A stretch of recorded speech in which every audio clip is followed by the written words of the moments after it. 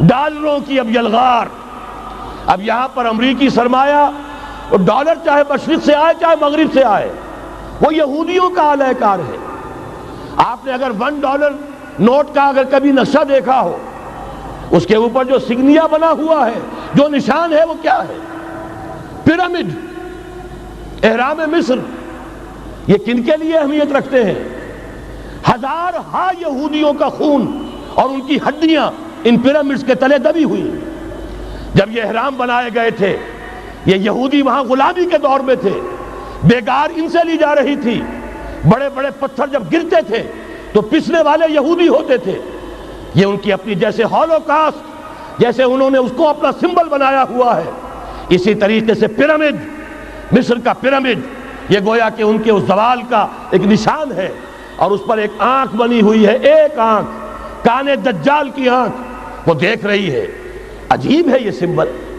نیچے لکھا ہوا ہے نووس آرڈو سکلورم، اور یہ در حقیقت 1776 جو نیچے لکھا ہوا ہے وہ رومن حروف کے اندر یہ 1776 ہے، جو میں بتا چکا ہوں آرڈر آف الومناٹی وساپ نے قائم کیا تھا.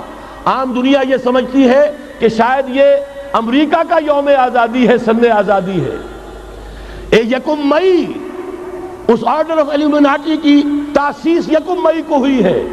یہ 1 مئی جو منایا جاتا ہے، دھوکہ یہ دیا گیا ہے کہ یہ شکاگو کے جو مزدور ہیں ان کی یادگار ہے.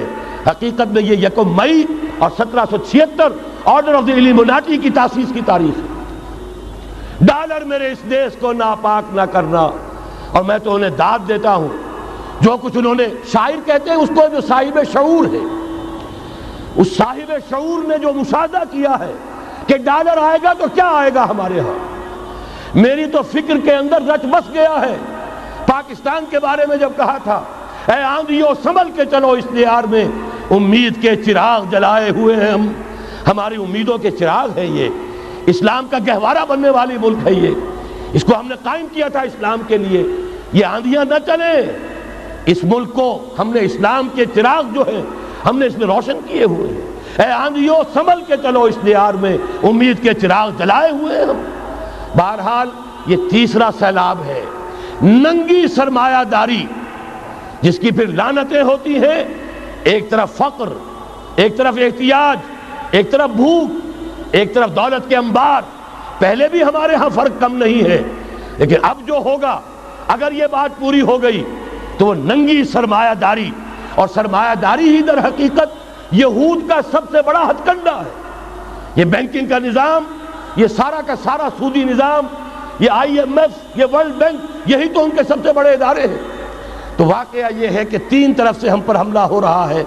اور یہ سود کے بارے میں کیا کہا تھا اقبال نے؟ از ربا آخر چمی زائد فتن. اس سود کے ام الخبائث کے پیٹ سے سوائے فتنوں کے اور کیا برآمد ہو سکتا ہے؟ کس نہ داند لذت قرض حسن. کسی کو قرض حسنہ کی لذت یاد نہیں رہی. بغیر سود کے قرض دو. تمہارے پاس فاضل رکھا ہوا ہے، کسی بھائی کو دو کہ وہ اپنی معاشی گاڑی کا پہیہ چلا لے، پھر اصل واپس لے لینا. اگر اتنی ہمت نہیں ہے کہ ان تصدقوا فهو خیر لکم، صدقہ ہی کر دو تو سب سے اچھا ہے. دے ہی ڈالو اپنا فاضل سرمایہ. یسألونک ماذا ينفقون قل العفو، مت رکھو اپنے پاس، یہ گندگی ہے. لیکن اگر بڑے ہی کم ہمت ہو تو کم سے کم قرض حسنہ دو، اپنی اصل رقم واپس لینا. کس نہ دانت لذت قرض حسن.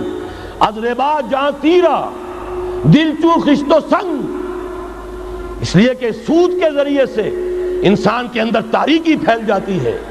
دل جو ہے اینٹ کے مانند، پتھر کے مانند سخت ہو جاتا ہے، کٹھور. ثم قست قلوبکم فہی کالحجارۃ او اشد قسوہ. آدمی درندہ بے دندان و چنگ، اور انسان بغیر اس کے کہ بھیڑیوں والے دانت ہوں اور بھیڑیوں والے پنجے ہوں، بھیڑیا بن جاتا ہے. بہرحال اب کرنے کا کام کیا ہے اس کو سمجھیے. اس پوری صورتحال کا میں نے آپ کے سامنے نقشہ پیش کر دیا.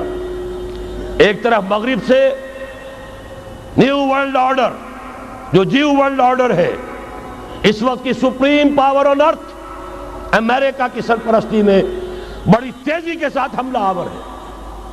دوسری طرف وَمَكَرُوا وَمَكَرَ اللَّهُ وَاللَّهُ خَيْرُ الْمَاكِرِينَ۔ اللہ کو پامردی مومن پہ بھروسہ، ابلیس کو یورپ کی مشینوں کا سہارا۔